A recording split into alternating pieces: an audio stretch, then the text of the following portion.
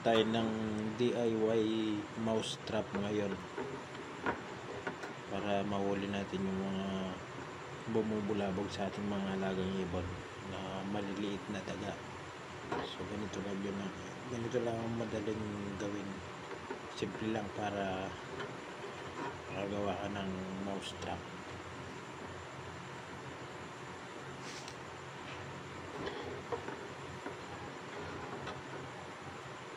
Buksan mo tong ganyang pinto, tapos kuha ng tali na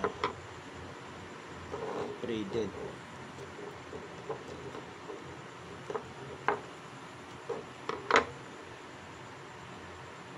Lagay natin dito sa dulo, itali natin sa dulo ng pinto dito sa taas.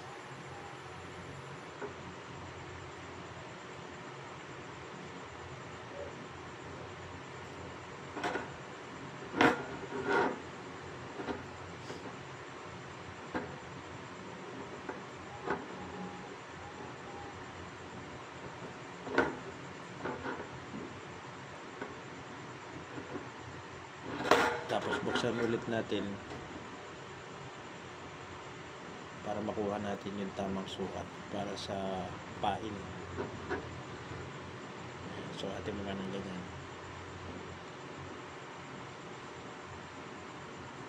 mula dito sa taas hanggang sa kalahati, para pag ginila niya magsasara yan.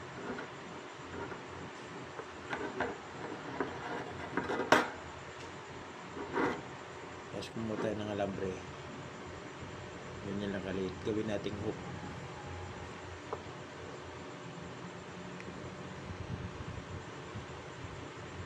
Para dyan natin isabit ang pain. Tapos itali natin dito sa sinukatan natin kanina.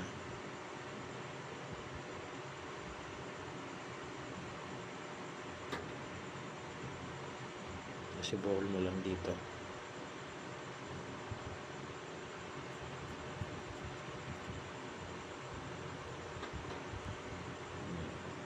Yan, parang ganyan lang.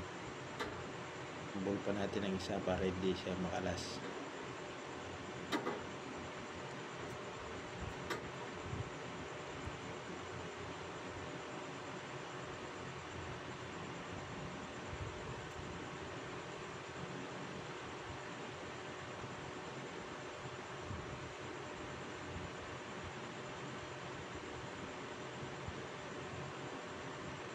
Medyo mahirap siya i-ball kasi braided itong ginamit kong pantali.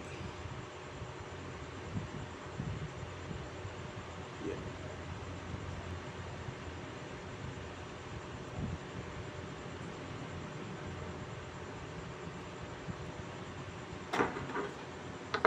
Tapos patulan natin yung sobra. Yan, ganyan lang kadali.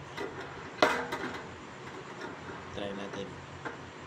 Kunyari mayroon na siyang pain dito.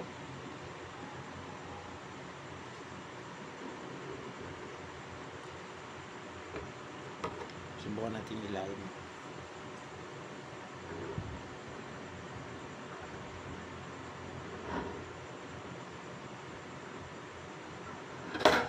Yun.